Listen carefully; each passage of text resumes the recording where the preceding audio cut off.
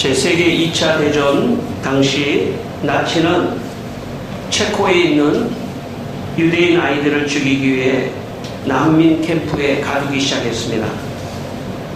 이를 본 당시 29살의 젊은 은행원 영국인 니콜라스 윈턴은 그냥 넘어가지 않고 아이들을 구출하기로 결심했습니다.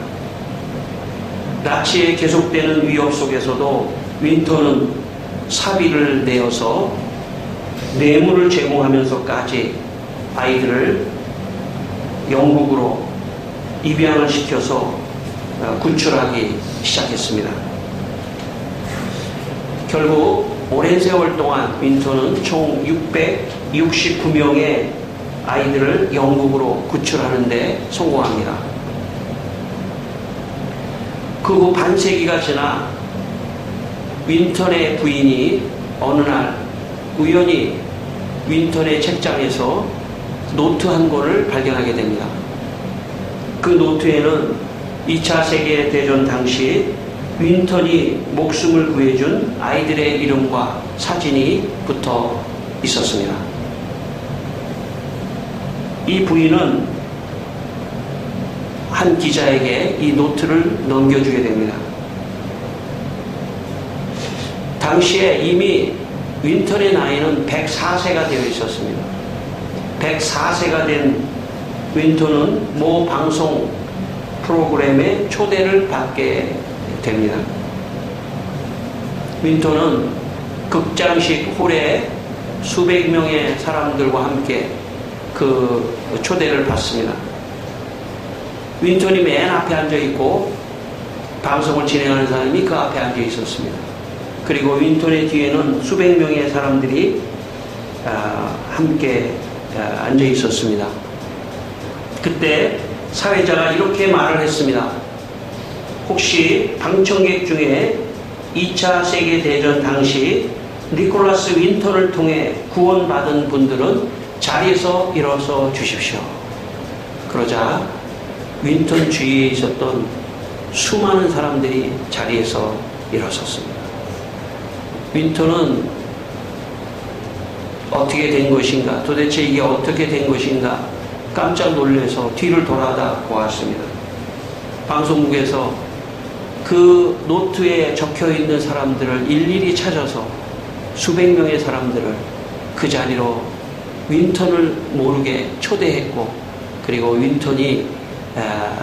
윈턴에 의해서 구원받은 사람들의 자리에서 일어나라고 할 때 그 사람들이 일어났던 것입니다.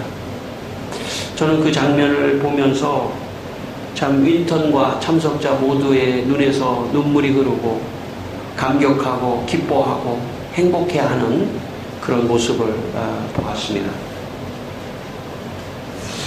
인생은 그것이 크든 적든 가치 있는 일에 시간과 물질과 자기의 생을 투자해야 합니다. 왜냐하면 인생은 가치 있는 일을 할 때만이 인생은 기뻐하고 또 행복해하고 또 보람을 느끼는 마음이 생기기 때문에 그렇습니다. 저는 우리 모두가 다 가치 있는 일에 여러분의 삶과 시간과 모든 것을 투자하는 그런 인생이 되시기를 바랍니다. 특별히 어려운 사람을 도와주고 또 구원해주고 하는 그런 일에 여러분의 삶을 드리는 그런 인생이 되기를 바랍니다. 누가복음 19장 10절에서 예수님께서 이런 말씀을 하셨습니다. 인자가 온 것은, 여기 인자는 예수님 자신을 지칭합니다. 인자가 온 것은 잃어버린 자를 찾아 구원하려 함이라. 예수님이 이 세상에 오신 것은 잃어버린 자를 찾아 구원하려 오셨다는 것입니다. 여기 잃어버린 자는 여러 사람을 다 포함하는 개념입니다. 어떤 사람은 참 가난해서 소외될 수 있고, 어떤 사람은 참 외로울 수 있고, 어떤 사람은 참 병들어서 아플 수도 있고, 여러 사람들이 잃어버린 사람들입니다.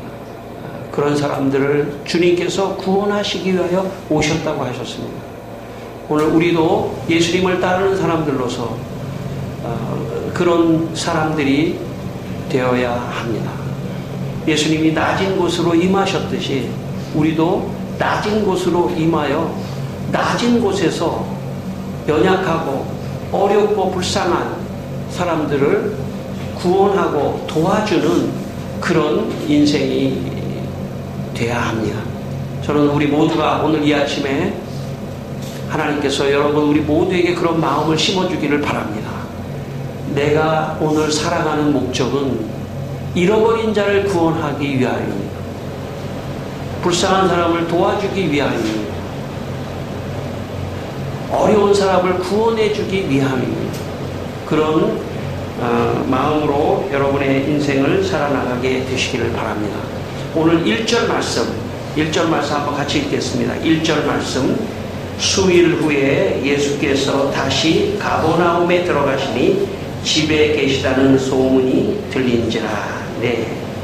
여러분, 예수님이 주로 예수님이 말씀을 가르치셨던 장소는 들이거나 집이었습니다. 들이거나 집이라고 하는 곳은 낮은 곳을 상징하는 것입니다. 보편적으로 사람들이 있는 장소를 의미하는 것입니다. 회당에만 딱 들어가도 벌써 랍비들과 사람들이 구별되는 상황이 발생합니다. 종교적으로. 그러나 예수님이 들로 나가고 집으로 가셨다고 하는 것은 스스로를 낮췄다는 것을 의미합니다. 왜냐하면 스스로를 낮출 때만이 약한 자, 연약한 자를 구원할 수 있는 장소이기 때문에 그렇습니다. 여러분, 우리 모두는 다 연약한 사람들입니다.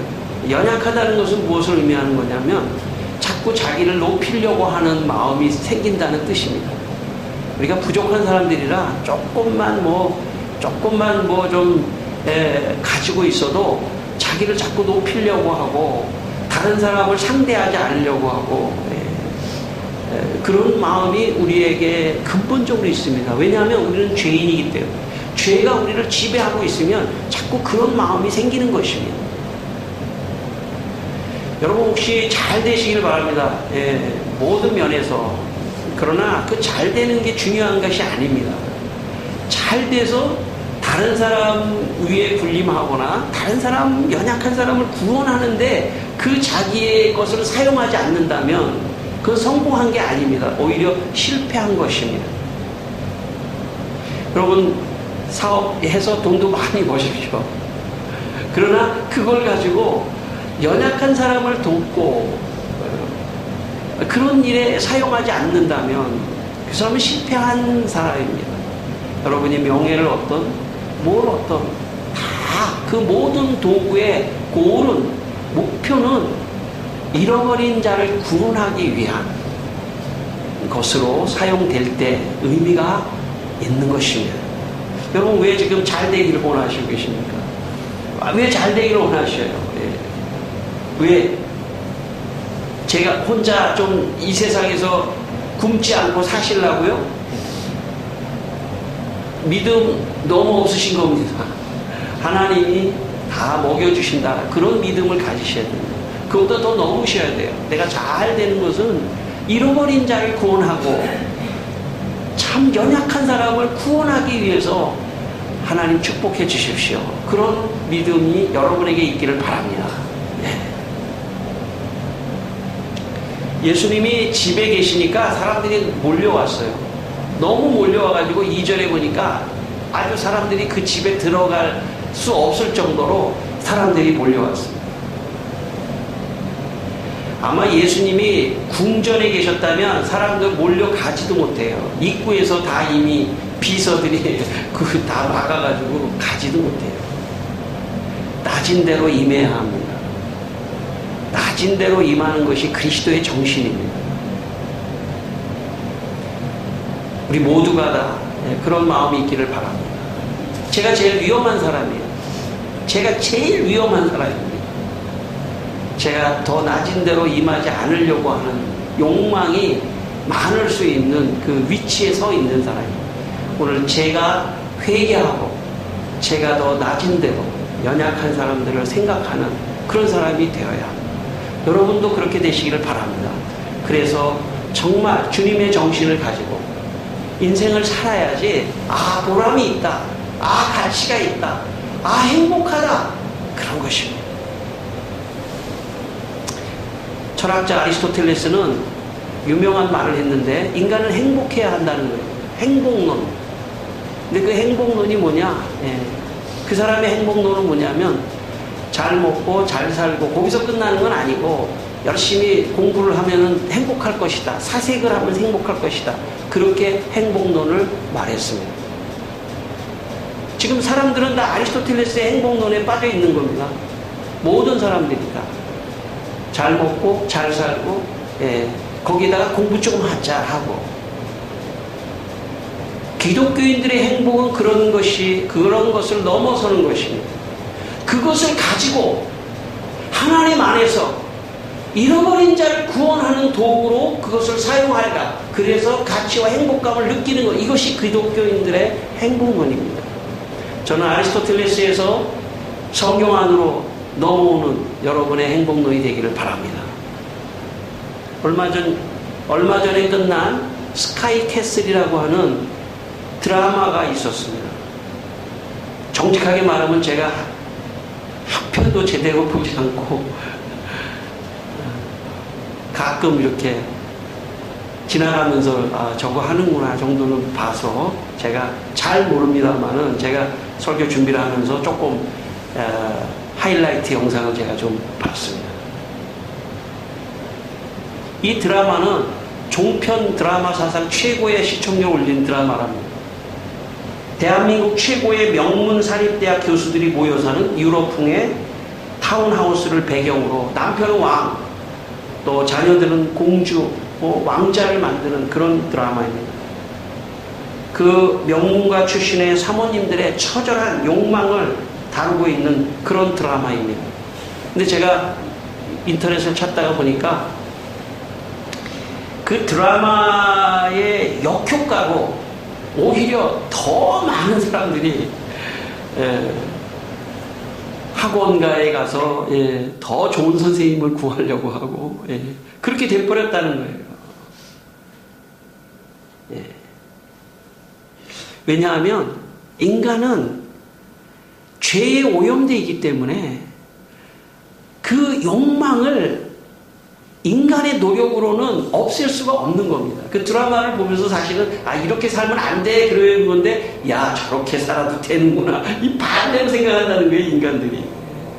나도 저런 경우가 생긴다면 나도 저렇게 하지 말아야지가 아니고 나도 저렇게 해야지 하는 반대급부가 생긴다는 거예요. 아이러니죠. 왜냐하면 그 원인은 인간은 죄에 사로잡혀 있기 때문에 욕망에 사로잡혀 있기 때문에 어떻게 해서든지 명예를 얻으려고 그러고 어떻게 해서든지 돈을 얻으려고 그러고 어떻게 해서든지 모든 권력을 얻으려고 하는 그 본질이 죄에 오염되어 있기 때문입니다. 여러분 마태복음에 보면 마귀가 예수님에 와서 시험을 합니다.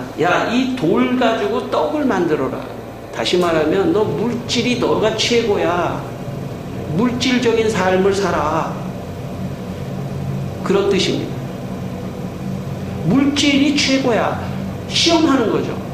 두 번째 예수님에게 와서 너 높은 데서 뛰어내려가지고 네가 하나님의 아들이라는 걸 증명해. 네 능력을 증명하면 너 굉장히 존경받는다. 명예입니다. 세 번째, 너 나한테 경배하면 이 천하 모든 영광을 너에게 줄 거야. 권력에 대한 욕망을 마귀가 사탄이 부추기는 것입니다. 오늘 이 세상에 많은 사람들의 저변으로 들어가면 결국 명예와 돈과 권력과 그걸 더 깊이 들어가면 마귀의 생각, 사상이 사람들을 지배하고 있는 것입니다. 그러므로 여러분,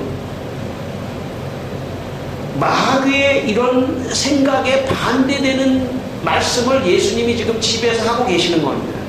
가버나움 집에서 반대되는 생각. 사람이 물질로만 사는 것이 아니다. 사람은 하나님의 말씀으로 사는 것이다 라고 예수님이 가르쳐 주셨어요. 사람은 명예를 얻는 것이 목표가 아니다. 명예를 얻은 그 사람이 그 명예를 가지고 다른 사람들을 섬기고 겸손할 수 있는 것이 인간의 삶이라고 지금 가버나움 회당에서 예수님이 말씀하시는 거예요. 자기의 영광을 위하여 사는 것이 아니라 하나님의 영광을 위하여 사는 것이 인간의 삶이다 라고 지금 가버나움 회당에서 지금 말씀하고 계시는 것입니다. 여러분, 사상의 뒤에는 마귀가 있습니다. 계몽주의 사상 이래로 칸트, 헤겔, 포이에르바하, 칼 막스에 이르는 유물론적 사상을 주장했던 사람들에 의해서 이 세상은 다 오염되어 있습니다. 온통 다 유물론적 사상입니다. 물질입니다. 명예이고 물질입니다. 그 저변에는 사탄이 있어요. 마귀가 있는 것입니다. 세상 사람들은 지금 그걸 모르고 있습니다. 그래서 거기에 지금 다 춤을 추지만 결국 그 마지막은 불행입니다. 끝입니다. 행복이 아닙니다. 그 마지막은 불행이고 지옥입니다. 하나님의 말씀으로 살면 하나님이 때를 따라 일용할 양식을 주시고 그걸 감사하는, 거기서 행복감을 느끼는 겁니다. 내가 성공해서 어떤 명예가 있고 힘이 있을 때 그걸 가지고 다른 사람을 도와주고 구원해주고 섬기는, 그럴 때 진정한 행복감이 있는 것입니다. 저는 우리 모두가 다 하나님의 말씀을 따라서 사신 여러분 되시길 바랍니다. 그래서 행복한, 진정한 행복을 누리는 성도들이 되시기를 바랍니다. 오늘 3절 말씀을 또 한번 같이 한번 읽겠습니다. 3절 말씀. 사람들이 한 중풍병자를 4사람에게 배워가지고 예수께로 올세. 4절까지 읽겠습니다. 무리들 때문에 예수께 데려갈 수 없으므로 그 계신 곳에 지붕을 뜯어 구멍을 내고 중풍병자가 누운 상을 달아내리니. 네. 여러분, 예수님께서 지금 가버나움 집에서 사상적으로 마귀의 사상에 잡혀있는 사람들을 정신적으로 구원해주고 계셨을 때, 정신적인 구원이 이제 일어나고 있었을 때, 한 사람이, 중풍병에 걸린 사람이 예수님에게 가고 싶었지만 사람들이 너무 많아서 갈 수 없자 지붕을 뜯고 예수님에게 내려왔습니다. 예수님이 그 사람과 그 주위 사람들의, 도와주는 사람들의 믿음을 보시고 그 중풍병자를 고쳐준다는 그런 말씀입니다. 두 번째, 이 세상에 정신적인 구원뿐만 아니라 육체적인 구원을 받아야 됩니다. 오늘 예수님께서 중풍병자를 고쳐주신다는 것은 예수님이 우리의 육체의 병을 구원해 주신다는 그런 말씀입니다.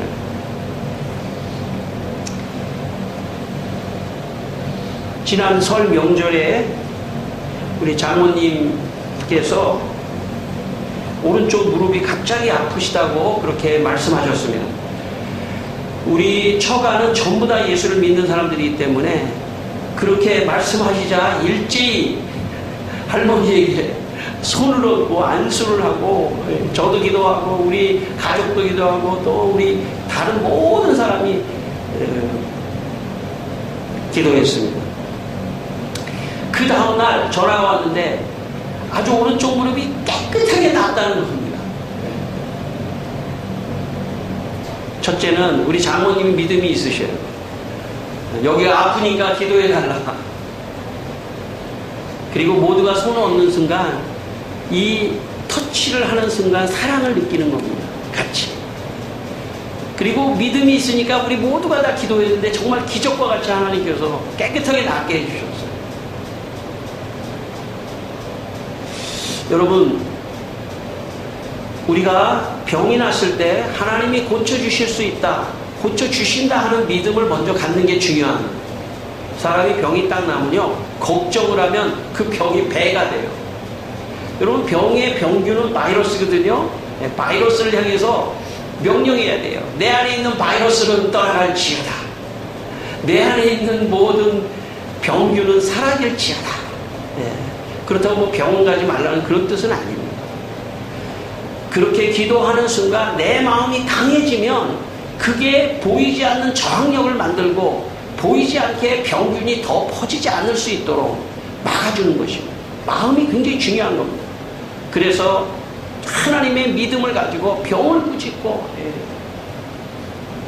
하는 그런 구원이 여러분에게도 있기를 바랍니다. 예수님 고쳐주신다 하는 믿음을 가지고 살아가시기를 바랍니다. 중풍병자도 고쳐주신다 하는 믿음을 갖게 되기를 바랍니다. 자기 믿음으로 일어나는 것입니다. 제가 옛날에 영웅교회에서 고등부에서 이렇게 교육전도사를 하고 있을 때 18년 동안 휠체어를 탄 여자아이가 저한테 기도해달라는 거예요. 일어날 수 있도록. 제가 깜짝 놀랐어요. 난 한 번도 그런 기도를 해본 적이 없었는데. 제가 몇 개월 동안 혼자 기도하라고 그랬습니다. 그래서 어느 날 이제 마지막 기도를 받는 순간인데, 제가 기도를 해주기도 전에 자기 믿음으로 일어나 버렸어요. 18년 된 그 휠체어를 탄 여자예요. 여러분, 믿음은 놀라운 역사를 일으킵니다. 믿음은 우리가 상상 이상의 기적을 낳는 것입니다. 오늘 이 중풍병자가 오니까 예수님께서 5절에 이렇게 말씀하셨어요. 예수께서 그들의 믿음을 보시고 중풍병자에게 이르되 작은 자야 내 죄사함을 받았느니라 하시니, 그들의 믿음을 보고 중풍병자가 일어나 걸으라고 그러니까 중풍병자가 일어나 걸었습니다. 여러분, 예수님은 우리의 믿음을 보시고 역사하시는 것입니다. 저는 그 믿음조차도 내가 만드는 믿음이 아닙니다. 하나님의 은혜입니다. 저는 여러분의 마음속에 이 시간 하나님께서 믿음을 심어주시기를 축원합니다.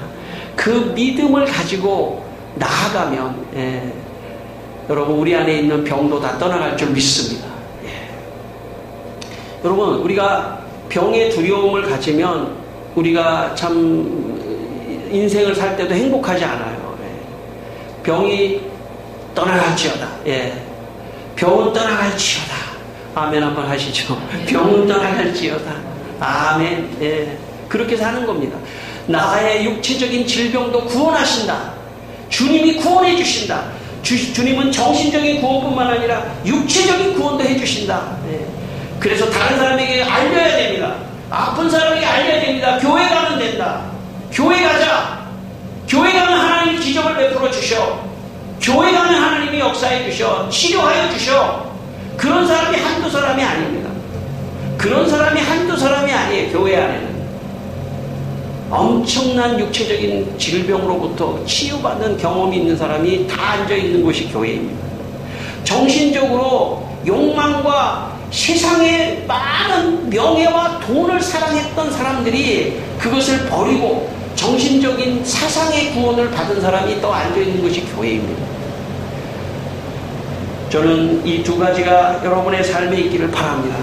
여러분, 마태복음 8장 17절에 예수님께서 우리의 연약한 것을 친히 담당하시고 병을 짊어지셨도다 말씀합니다. 이 말씀을 믿게 되기를 바랍니다. 예수님이 내 병을 짊어지셨다. 그러므로 이 모든 질병은 내 안에서 떠나갈지어다. 떠나가라.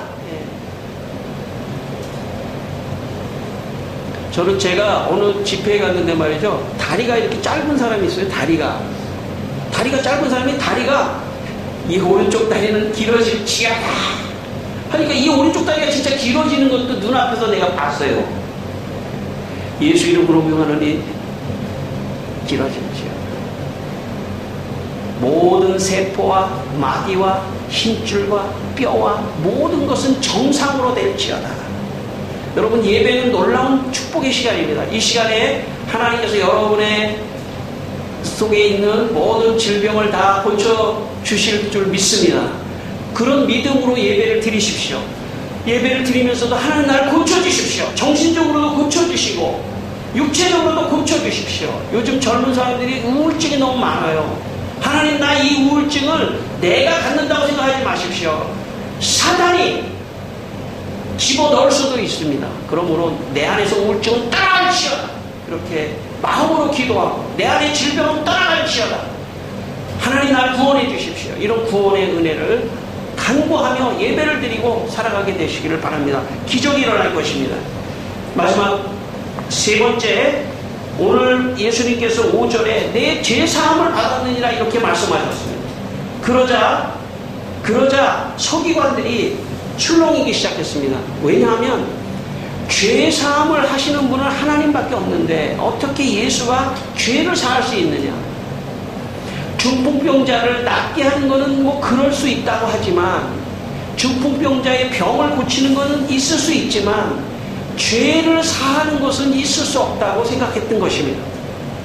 10절 우리 한번 같이 읽겠습니다. 10절 그러나 인자가 땅에서 죄를 사하는 권세가 있는 줄을 너희로 알게 하려 하노라.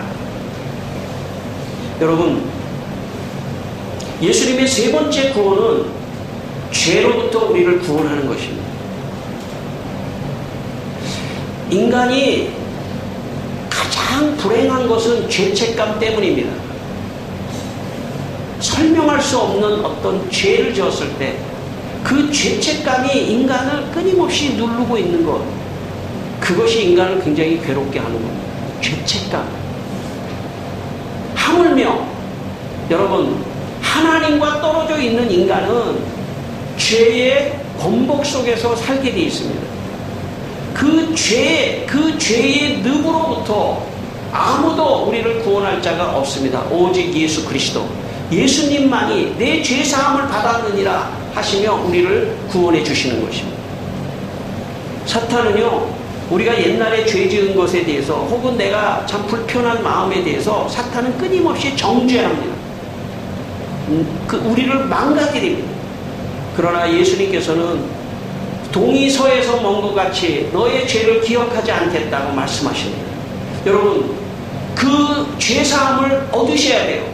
예수님의 음성이 여러분에게 들려셔야 합니다. 오늘 중풍병자에게 내 죄사함을 받았느니라. 내 죄사함을 받았느니라. 근데 이 말씀을 자세히 보면요, 중풍병자가 일어나기 전에 먼저 그렇게 말씀하셨어요. 그러니까 영적으로 죄사함을 얻으면 육신의 병도 나을 수 있다는 것을 의미합니다. 죄사함을 받았느니라. 오늘 중풍병자에게 말씀하신 이 말씀이 여러분에게도 주님이 말씀하신다고 믿게 되시길 바랍니다. 내 죄사함을 받았느니라. 그 죄사함, 죄는 모든 걸 포함합니다. 내가 개인적으로 짓는 죄뿐만 아니라 원죄까지 모든 죄를 주님이 사하여 주었느니라. 죄로부터 우리를 구원해 준 것입니다. 죄로부터 우리를 구원해 줬기 때문에 우리는 영생을 누릴 수 있게 되는 것입니다. 여러분, 로마서 6장 23절에 죄의 싹은 사망이라고 했습니다. 요한계시록 20장 14절에 사망과 음부도 불못에 던져지니 이것은 둘째 사망이라 말했습니다. 사망은 두 개입니다. 육신이 죽는 첫 번째 사망이 있고 우리의 영혼이 지옥으로 가는 두 번째 사망이 있는데, 요한계시록 20장 6절은 첫째 부활에 참여하는 자는 복이 있고 거룩하도다. 둘째 사망이 그들을 다스리는 권세가 없다고 말했습니다. 그러니까 예수를 믿으면 첫째 사망을 당하지만, 육신의 사망을 당하지만 부활로 하나님이 부활시켜 주시고 둘째 사망을 당하지 않게 해주겠다는 겁니다. 여러분, 이 세상에 많은 사람들은 첫째 사망만 있다고 생각해요. 차라리 그렇게 됐으면 좋겠어요. 사망을 하면 그냥 없어지고 사라지는, 그렇게 됐으면 차라리 좋겠어요. 첫째 사망만 있는 게 아닙니다. 진짜 사망은 둘째 사망입니다. 아니, 죽어서 그냥 흙이 돼서 없어지면 차라리 좋죠. 차라리 나아요. 그러나 그 사람이 지옥으로 간다고 하는 것이 성경의 가르침입니다. 그 사람이 지옥으로 간다고 하는 둘째 사망을 피할 수 있는 유일한 길은 죄사함을 받을 때만이 가능한 겁니다. 우리는 지금 사실 두려워 떨어야 돼요. 그래서 존 버년의 철로역정에 보면 이런 말이 있습니다. 존 버년의 철로역정에 크리스찬이 어느 날 책을 읽습니다. 성경을 읽는 거죠. 두려워 떱니다. 왜냐하면 존 버년의 철로역정을 보니까 무거운 죄의 짐 때문에 언젠가는 죽을 수밖에 없고, 무거운 죄의 짐 때문에, 이거 존 버년의 철로역정에 나오는 구절입니다. 언젠가는 죽을 수밖에 없고 죽은 후에는 심판을 받게 된다는 것 때문에 두려워 떨었습니다. 마침내 크리스찬은 세상을 떠나 천국에 여행을 합니다. 크리스찬은 무거운 죄의 짐을 지고 언덕 위로 올라갔는데, 언덕 위에 십자가를 보는 순간, 십자가로 올라가는 순간 죄의 짐이 떨어지고 그는 참 구원을 얻게 됩니다. 인간이 구원을 받아야 되는 것 가운데 가장 중요한 구원이 있다면 죄로부터의 구원입니다. 죄로부터 구원을 받아야만이 둘째 사망에 떨어지지 않고 첫째 사망을 당한다 하더라도 부활로 회복되는 것입니다. 예수를 믿지 않으면 첫째 사망에서 부활할 수 없습니다. 둘째 사망으로 갈 수밖에 없습니다. 오늘 교회가 존재하는 이유가 여기 있습니다.